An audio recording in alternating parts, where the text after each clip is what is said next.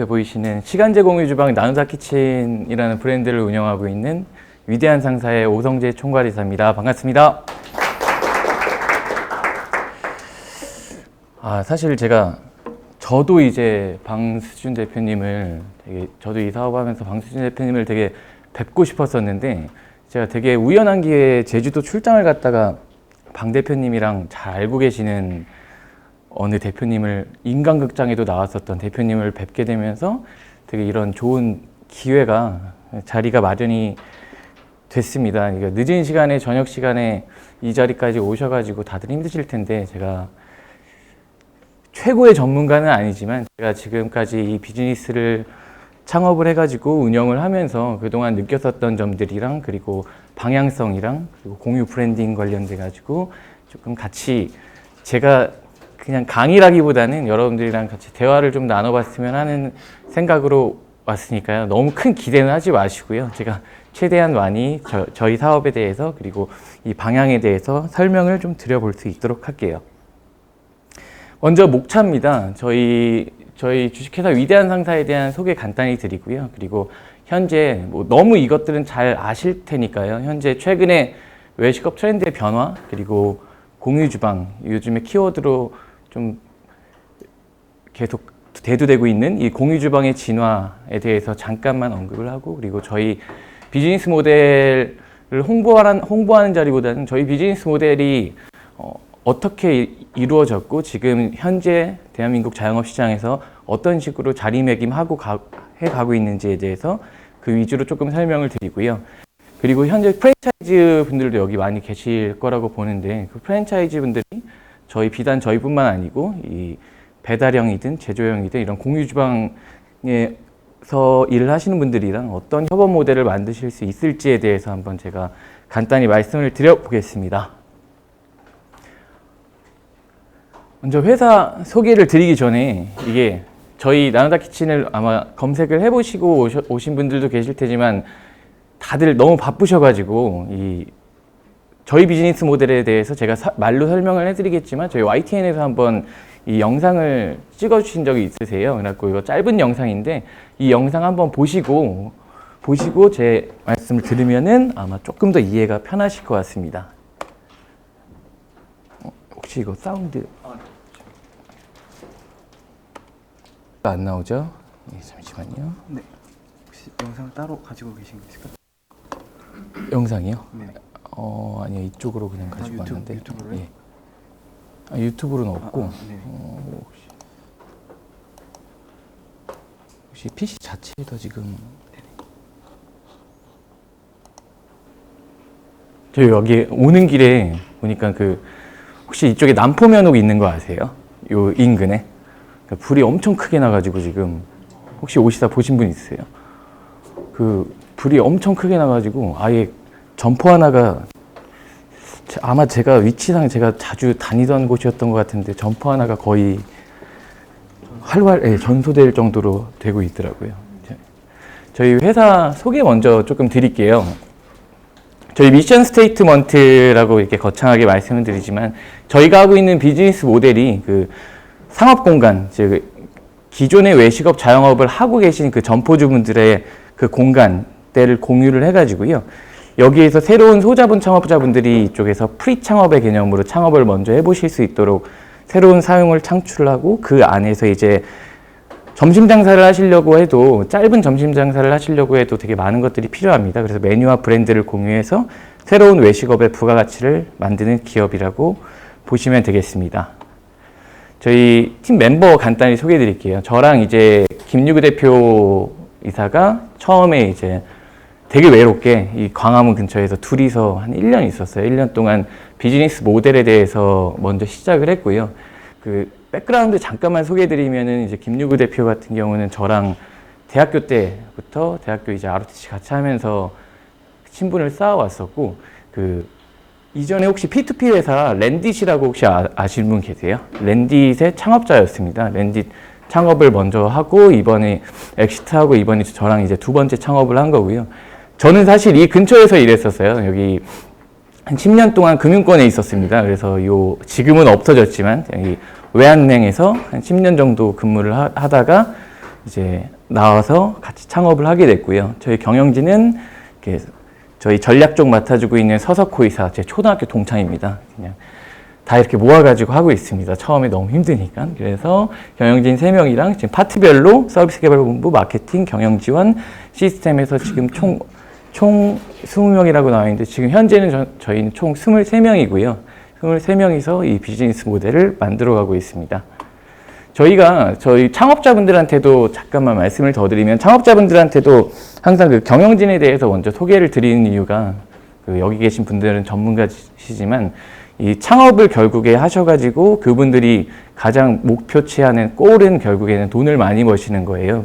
그렇게 되다 보니까 저희가 3명 다 사실 그러니까 금융을 했었던 친구들이라 가지고 이 창업자분들이 이곳에서 어떻게 하면 리스크를 가장 줄일 수 있을지 그리고 어떻게 하면 결국에 본인이 가져가시는 최종 영업이익을 얼마나 많이 가져가실 수 있을지에 대해서 설계를 하고 있는 게 저희 경영진의 특징이라고 보시면 되겠습니다. 히스토리 간단하게 말씀드릴게요. 저희가 아까 2018년도에 되게 외롭게 시작했었다고 했는데 진짜 실제로 2017년도에 먼저 이 비즈니스 모델에 대한 기획을 하고 나서 거의 1년 정도는 마루타를 진행했어요. 저희가 직접 직영으로 열어보고 1호점부터 5호점까지는 다 망했고요. 그래갖고 망하면서 자 그러면 창업자분들한테 특히 이 프리 창업을 준비하시는 이 공유 공간에서 창업을 하시는 분들한테 어떤 것들이 필요할지에 대해서 되게 돈을 써가면서 아주 혹독하게 배웠습니다. 그래서 2018년도에 이제 서비스를 런칭을 했고요. 그 이후에 사실 저희가 지금 외부에는 이제 소셜 벤처 쪽으로 많이 알려져 있는데요. 저희가 어떤 소자본 창업자분들, 특히 그 안에서 청년분들이나 경력 단절 주부분들이나 은퇴하신 분들, 그리고 해외 이주 여성분들 관련해가지고 많이 이런 분들을 위한 창업 기회를 드리기 위해서 쭉 빌딩을 해왔고요. 그래서 작년 9월 달에 저희도 라운드를 돌아서 작년 9월 달에 지금 현재는 시리즈 A 투자는 완료된 상태고 지금 현재는 누적 창업 계약은 보시는 것처럼 72개 돌파를 했고 그리고 서울, 경기 위주로 하고 있고요. 지금 현재 제주도 진출을 준비하고 있습니다. 이 모델에 대해서는 제가 뒤에서 설명을 드릴게요. 그래서 본격적으로 이제 공유 주방 관련해서 그리고 또 공유 브랜딩 관련해서 외식업의 변화 너무 잘 아실 테지만 이거에 대해서 간단히만 짚어볼게요. 이게 다 아시는 겁니다. 최근 3년 동안 한 35% 정도 올랐어요. 인건비가. 근데 인건비가 상승을 하게 되면은 최저임금을 상승하게 되면 인건비가 당연히 상승하게 되죠. 근데 그 인건비가 비단 이 매장에서 일하시는 분들에 대한 인건비만 오르냐 그게 아니잖아요. 실제로 어떤 이런 원재료 생산하는 쪽들, 식자재 쪽들, 그리고 마케팅 쪽들 이런 기타 비용들이 다 상승을 하게 되다 보니까 실질적으로 제일 엔드 유저인 이 창업자분들의 영업이익이 계속 급감하는 현상이 벌어지고 있고요. 그러다 보니까 내가 돈이 안 벌리니까 결국에는 내가 이거 판가를 올려야 되나, 이거 식자재 비율 너무 올라가고 인건비 너무 올라가니까 내가 판가를 올려야 되냐 하다 보니 경쟁이 심화가 되고 폐업은 계속 늘어나요. 근데 폐업이 계속 늘어날수록 보시면 아시겠지만 특히 얼마 전에도 기사에 나왔는데 광화문에서 종로 1가까지는 종가까지는 그래도 어느 정도 상권이 형성이 돼 있는데 거기에서 이제 종로 3가 쪽으로만 넘어가도 이제 1층에 공실률들이 생기기 시작했어요. 1층의 점포들이 나가는데 들어오질 않죠. 자, 건물주분들은 속된 말로 가오다시가 다 있으셔가지고 내가 이 임대료 아니면은 안 받는다라고 하시고 건물주분들은 안 받으세요. 왜냐면 이걸 내리는 순간 그 다른 건물주분들의 생태계를 파괴한다 그래요. 그거 되게 웃긴 얘기지만 그래서 혹시 여기 건물주분 계세요? 혹시? 예, 그럼 편하게 말씀드리겠습니다. 자, 상가 공실률이 증가를 했어요. 그러다 보니까 외식업 경기가 전반적으로 지금 축소가 되고 있습니다. 저희가 아까 앞전에 말씀드렸던 저희 CSO는 저희 회사에서 지금 빅데이터 기반의 상권 분석을 하는 역할을 맡고 전체적인 시스템 본부를 이끌고 있는데요. 저희가 자체적으로 서울 지역에 있는 그 외식업 하고 있는 자영업자분들의 평균 매출들을 KB국민카드랑 매출 데이터 받아가지고 분석을 해본 결과 작년 대비 정확히 21%가 떨어졌어요. 전체 매출이 점심 저녁 통합했을 때 그랬다는 거는 상황이 아주 좋지 않다는 상황을 반증을 하는 거죠. 그러다 보니 기존 업체, 뭐 프랜차이즈들도 있을 거고 아니면 자영업자분들도 계실 거고요. 이런 기존 업체의 치킨 게임이 이제 시작이 돼요. 그리고 또 하나 큰 변화는 너무 잘 아실 테지만 외식 소비의 패턴이 지금 바뀌고 있어요. 배달의 민족이 얼마 전에 이제 큰 이슈를 한번 나왔었는데 이제 배달의 플랫폼화가 시작이 되고 그리고 배달 시장이 확대가 되면서 기존에 잘하시는 분들은 계속 잘하고 못하시는 분들과의 이 양극화가 엄청나게 심화가 되고 있습니다. 그래서 이런 정책 이슈, 인건비 상승과 같은 정책 이슈나 그리고 최근 뭐 소비자분들의 소비 패턴의 변화 등 많은 변수가 있는 이 외식업 시장에서 급격한 변화는 사실 지금 저희도 계속 겪고 있는 챌린지라고 할 수가 있을 것 같아요. 앞서 말씀드렸던 이제 배달의 민족이죠. 처음에 전단지 모으시는 걸로 시작을 하셔가지고 이 김봉일 대표님이 정말 폭풍 성장해서 어떻게 보면 우리나라 외식업 산업에 큰 획을 긋는 사건이 한 번 있었죠. 자, 그러면은 최근에 이제 이런 외식업 변화에 대해서는 외식업 트렌드에 대해서는 여러분들께서 저보다 어떻게 보면 더 전문가실 수도 있으니 이제 공유 주방 쪽에 대해서 한번 설명을 드려볼게요.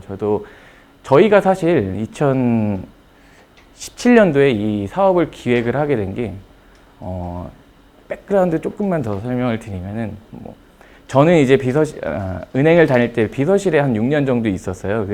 보셨을 수도 있지만 그 영화 블랙머니 사건 때 그쪽 스타펀드 쪽이랑 이런 쪽을 대응하는 가장 접점에서 그 영화에 있는 내용 그대로의 생활을 계속 했었어요. 한 6년 정도 그러고 나서 이제 지점으로 잠깐 나오니까 이제 회의감이 엄청 드는 거예요. 내가 여기서 뭘 하고 있지? 물론 블랙머니 사건의 진상에 대해서는 저도 잘 모르지만 그렇게 하면서 이제 나오게 됐고 이제 김유구 대표이사도 처음에 이제 P2P 랜디시라는 회사를 하다가 엑시트를 하고서 나와서 뭘 할까부터 생각을 했어요. 근데 가장 중요한 접점들을 이렇게 좁혀가다가 우리가 진짜 할 수 있는 걸 하자. 우리가 금융으로 우리가 그동안 공부하고 했었던 금융으로 어떤 사회 문제를 좀 해결해주고 누군가한테 도움을 줄 수 있는 사업을 한번 해보자 라는 거창하지만 되게 거창하지 않은 것으로 시작을 했어요. 그래서 먹는 거 하자라고 왔고요.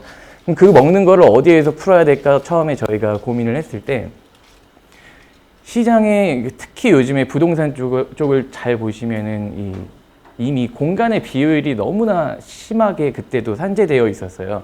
예를 들어 내 사무실 앞에 치킨집이 있어요. 근데 그 치킨집은 우리가 항상 가는 저녁에 호프 한잔 하러 가고 친구들이랑 술 한잔 하러 가는 그런 치킨집인데 점심에는 항상 문을 닫고 있죠. 근데 실제로 거기에 내는 돈은 임대료는 24시간에 대해서 다 내고 있고요. 실제 내가 사용하는 시간은 3분의 1 정도, 8시간, 한 5시, 6시에 오픈해서 한두 시에 마감하는 게 일반적이었죠.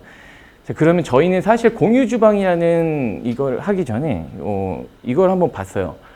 차량 같은 경우에 이제 뭐 핫 이슈인 타다나 해외에는 이제 그랩이나 그리고 소카 같은 경우가 있고요.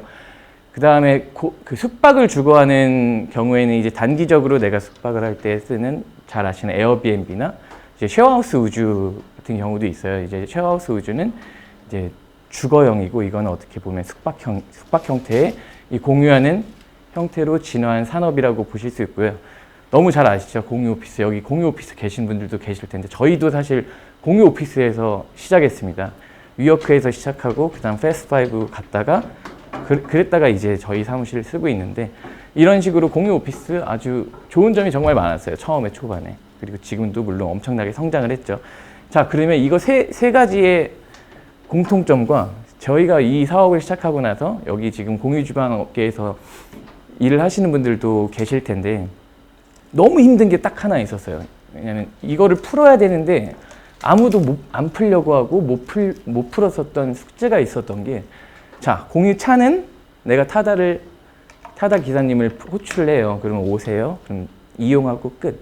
소카도 내가 소카를 빌려서 타고 반납하고 끝입니다. 하우스 같은 경우에 가서 잠자고 공유 오피스 같은 경우에도 가서 이제 일을 하고 단방향이에요. 단방향. 뭐만 잘하면 되냐면 이제 물론 되게 어려운 산업들이지만 공유카, 공유하우스, 공유 오피스 같은 경우에는 그 플랫폼 내에서 매뉴얼을, 규칙을, 룰을 잘 만들어주면 되는 거예요. 대신 근데 공유 주방을 딱 보니까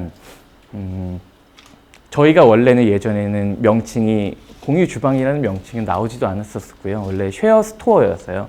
쉐어 스토어 플랫폼이었는데 저희가 이 쉐어 스토어를 하려고 하다 보니까 여기에서는 한 번 더 꺾어야 되는 상황이 일어나더라고요. 즉 뭐냐면 창업자분들을 연결을 해서 창업을 시켜드렸는데 그 창업자분들이 결국 돈을 버셔야 이거는 완성이 되는 그림이에요. 그래서 초반에 되게 많은 이 차이가 있었고 초반에 이제 지금에서야 이제 공유 주방이라는 게 공유 미용실까지 이제 뒤에 나오고 있는데 공유 주방이라는 게 이제 좀 많이 알려지긴 했는데 그런 애로사항들이 있었죠. 그래서 이 발전의 방향을 조금 한번 보여드렸습니다. 공유칸, 공유하우스, 공유오피스, 공유주방.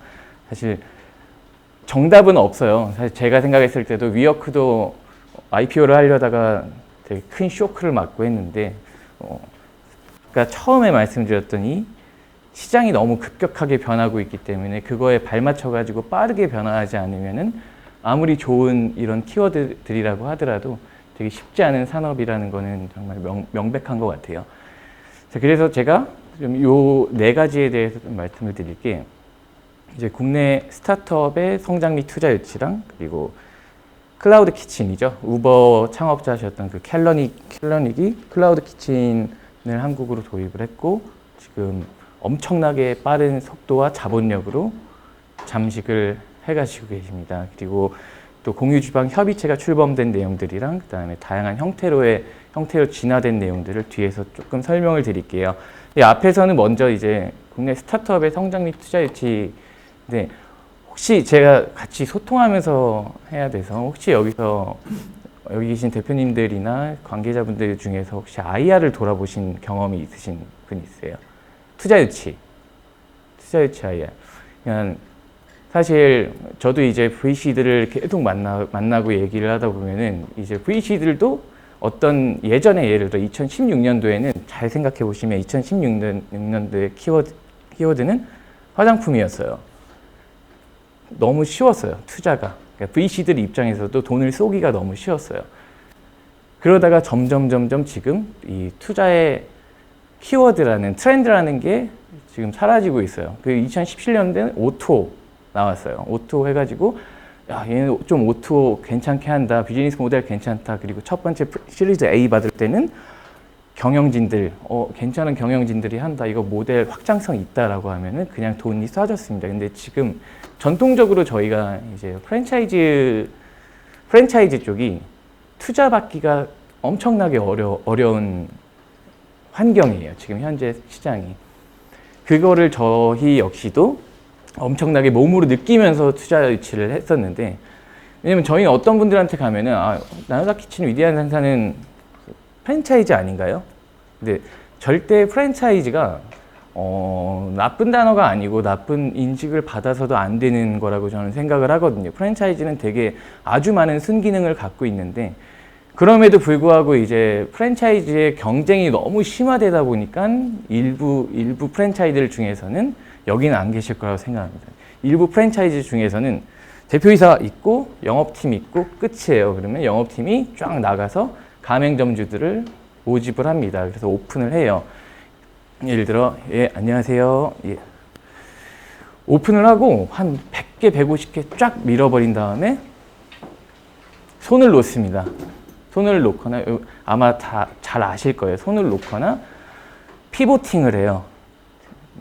좋은 말로 피보팅이고 나쁜 말로 하면은 또 하나의 새로운 브랜드를 만들어서 또 150명을 모집을 하는 그런 악순환들이 계속 반복이 됐었고 이게 시장에서 투자 시장에서는 VC 시장에서는 이 확장력이나 어떤 파급 효과가 없을 거라고 생각을 하고 투자 유치가 되게 좋은 프랜차이즈 모델을 갖고 있음에도 불구하고 투자 유치가 되게 힘든 사례들을 저는 지금도 너무 옆에서 많이 보고 있습니다. 저희 같은 경우에는 접근을 첫 시작은 저희도 부득이하다고 말씀을 드릴 수밖에 없는데 저희도 소셜이라는 타겟을 먼저 잡고 시작을 했어요. 이제 우리가 하는 비즈니스 모델은 결국에 창업자분들이나 기존의 점포주분들의 기존 점주분들한테는 비용을 절감시켜드리고, 그리고 창업자분들은 내가 너무 빨리 창업에 뛰어들기 전에, 큰 비용으로 뛰어들기 전에 좀 적은 비용으로 먼저 시작할 수 있는 프리 창업의 시장을 만드는 플랫폼입니다. 회사입니다. 라는 걸로, 그리고 특히 그 창업자의 페르소나를 쭉 보면은, 창업자의 페르소나, 좀 힘드신 분들이 있으시잖아요. 뭐 청년층이나 아니면 그러니까 취업 준비하시는 청년층이나 아니면 뭐 경력 단절 주부분들이나 은퇴자분들이나 이런 분들을 위해서 어떤 사회의 변화를 꾀하겠습니다로 시작을 했어요. 그래갖고 앞으로 잠깐만 돌아가면은 보시면은 되게 여기에 정말 그냥 이 단어들에 다 담겨 있어요. 처음에 뭐 4월 달에 취약계층 대출 상품을 한번 냈었고요. 2018년에 런칭하자마자 취약계층 대출 상품을 내고, 그 다음에 서울시 다문화가정이랑 지원센터랑 업무 협약을 맺었어요. 그러니까 이런 식으로 쭉 하다가 그 다음에는 비즈니스 모델을 보여주고, 그 다음에는 확장성을 보여주고, 그렇게 해서 결국에 대기업분들이랑 그리고 정부기관이랑 같이 MOU나 어떤 지원을 받으면서 쭉 하다가 마지막에 이제 강소기업 선정되고 공유기업 선정되고, 그리고 나서 이제 작년 9월 달에 투자까지 이끌어내는 그 테크트리가 사실은 저희는 있었어요. 근데 이 시작을 만약에 저희가 다시 돌아와서 이 시작을 만약에 저희가 저희는 프랜차이즈입니다. 저희는 공유주방인데 이런 프랜차이즈형 공유주방입니다 라고 접근을 하고 먼저 빌드업을 했다면은 아마 지금도 저 역시도 아마 패스트5에 있었을 수도 있겠다는 생각을 요즘에 더 무섭게 들어요. 요즘에 V 시장을 보면서.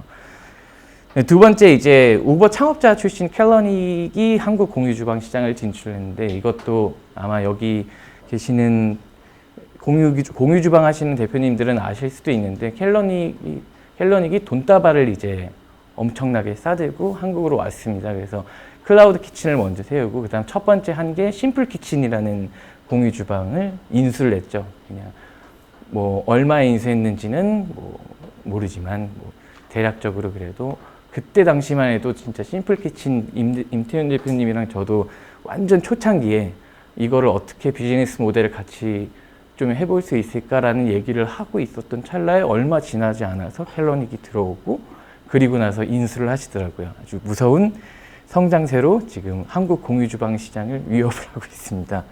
그래서 그 다음에 이제 뒤에 한번 이거 같이 보면서 말씀을 드릴게요. 이제 작년 8월, 9월 달에 이제 국회에서 간담회 같은 거를 많이 열어주시고, 이제 공유주방에 대해서 되게 관심을 많이 갖기 시작해 주셨어요. 그래서 다행히 그때 당시에 이제 몇 개 스타트업들도 투자 유치를 하고 있었던 단계였었고, 그래서 공유주방 협의체의 필요성에 대해서 느끼고 공유주방 협의체가 탄생을 했고요. 그래서 공유주방을 세 개의 섹터로 정의를 하게 됩니다. 첫 번째가 이제 제조형 공유주방이에요. 국내에서는 이제 공유주방을 가장 오래 지금 잘 하고 계신 위쿡의 김기웅 대표님께서 하고 계신 사진인데요. 실제로 제조형 공유주방 죄송합니다. 제조형 공유주방 같은 경우에는 쉽게 설명해서 B2B 어떤 하나의 큰 공간을 만든 다음에 여기에서 이제 개인이 하기 힘든 어떤 식품위생 허가 처리나 이런 것들을 모든 것들을 마련을 해주시고, 여기에서 이제 창업자분들은 입점을 하셔서 음식을 만드십니다. 음식을 만드신 다음에 이걸 B2C 라인이나 B2B 라인으로 넘기는 과정이 제조형 공유주방이에요. 예를 들면 여기서 만든 것들이 마켓컬리로 갑니다. 여기서 만든 것들이 쿠팡으로 가요. 그래서 그쪽에서 이제 판매가 되는 케이스를 제조형 공유주방. 그래서 이제 지금 위쿡이 저희 공유주방 협의체 회장사를 맡고 있으신데, 위쿡이 제조형 공유주방의 대표적인 사례라고 보시면 되고요. 그리고 저희가 가장 많이 이해하고 계신 공유주방 하면 생각하시는 게 이 배달형 공유주방입니다. 여기가 이제 강남역에 있는 고스트키친 사진인데요.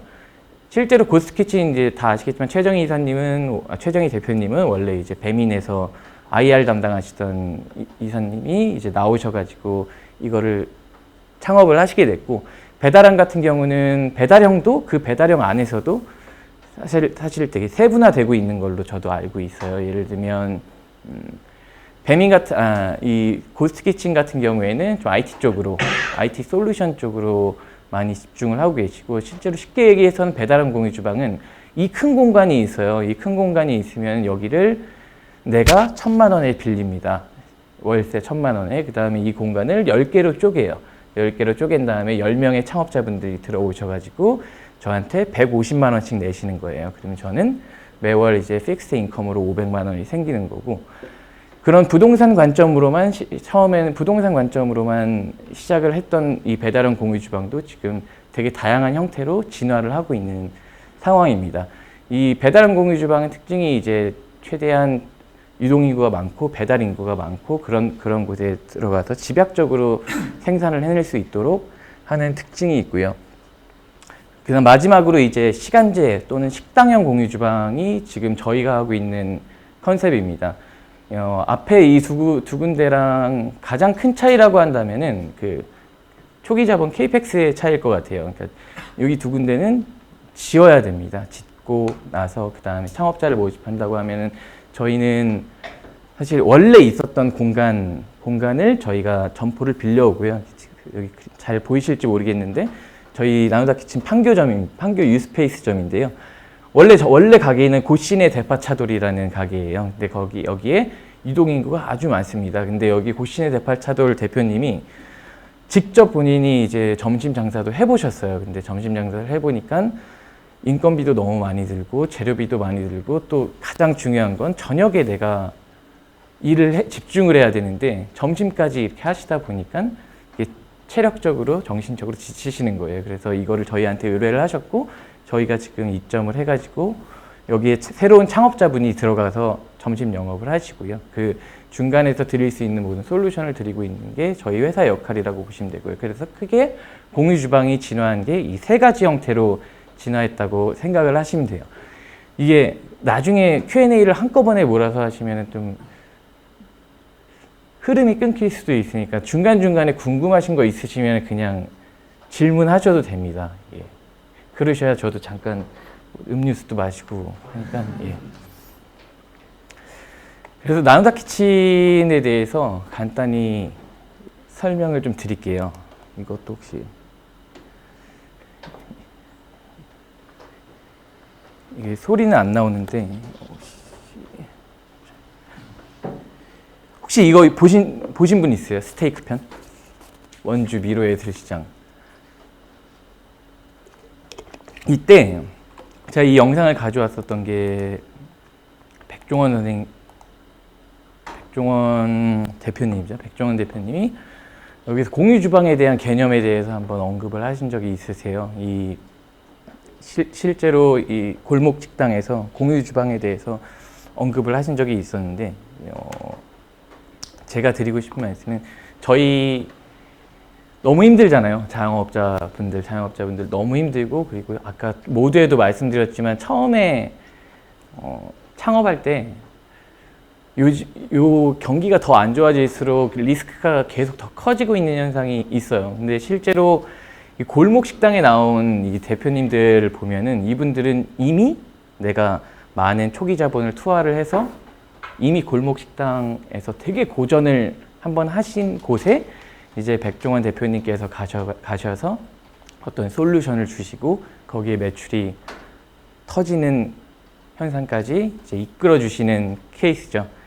근데 너무 천사 같은 분이신데, 근데 저는 조금 생각을 달리 했어요. 만약에 이게 골목 식당 전에 내가 만약에 처음에 리스크를 조금 더 줄이고 내가 진짜 외식업 창업에 맞는 사람인지에 대한 거를 1억에서 또 크게는 3, 4억을 들이지 않고 먼저 만약에 경험을 해볼 수 있다고 하면은 한 6개월 했는데 와 나랑 진짜 이게 안 맞아. 그럼 머리 깎고 산으로 올라갈 수도 있는 거고요. 아니면은 공무원 시험 준비할 수도 있는 거고요. 근데 초기 투하 비용이 너무 크다 보니까 이 자영업 시장이 계속 골마가고 있는 형태예요. 지금 골목 식당에 계신 사장님들도 사실 그거를 되게 많이 겪고 계신 거고요. 그래서 사실 백종원 대표님께서 SBS랑 얼마나 더 하실지 모르겠지만 너무 많은 가게들을 다 도칠 수는 없는 거잖아요, 현실적으로. 그래서 저희가 생각한 거는 이 프리 창업의 문화가 분명히 필요하다라는 거를 생각을 했어요. 그래서